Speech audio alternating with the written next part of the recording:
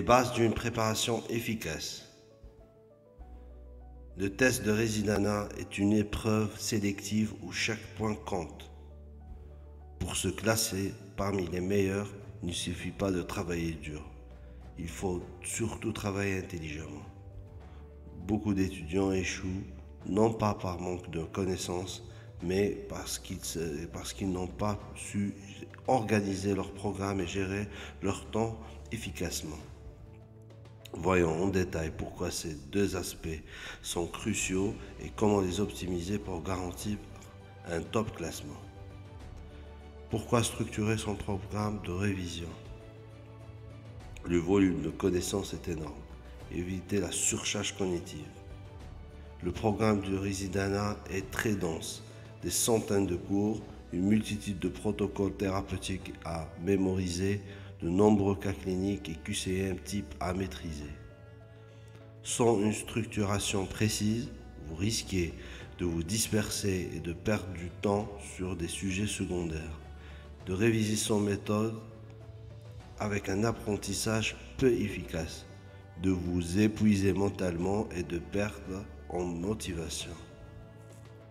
Une préparation sans structuration revient à avancer dans le brouillard.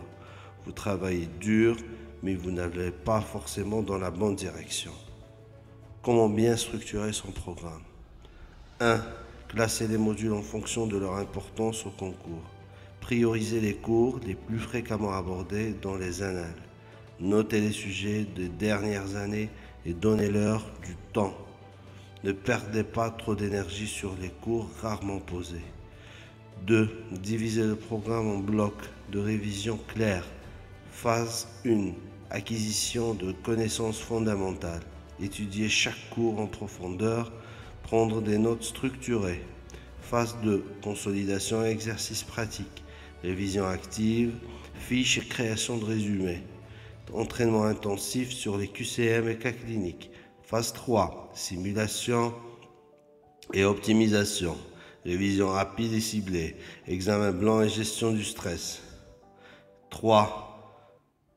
Planifier les révisions selon la règle des 3 passages. Premier passage, étude approfondie des chapitres. Deuxième passage, révision rapide et entraînement QCM. Troisième passage, focus sur les erreurs et lacunes. Pourquoi une bonne gestion du temps est essentielle?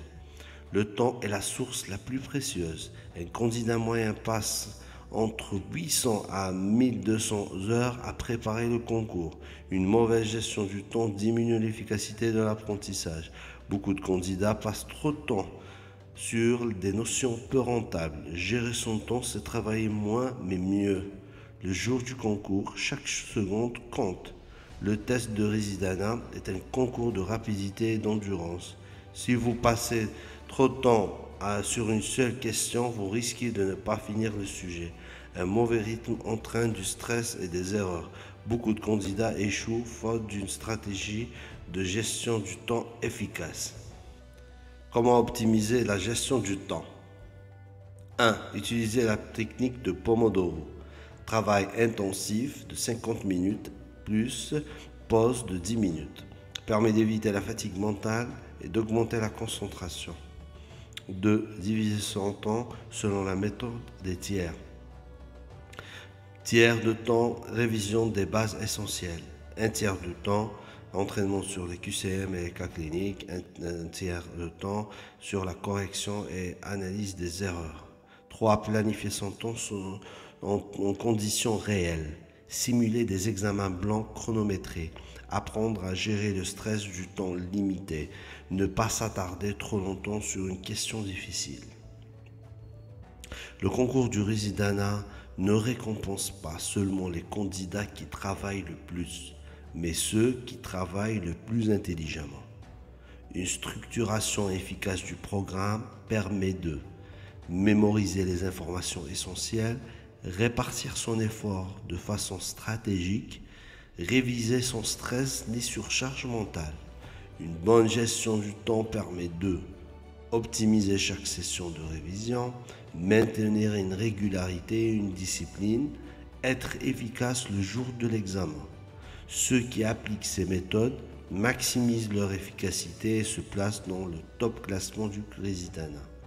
Commencez dès maintenant à structurer votre préparation et gérer votre temps comme un champion.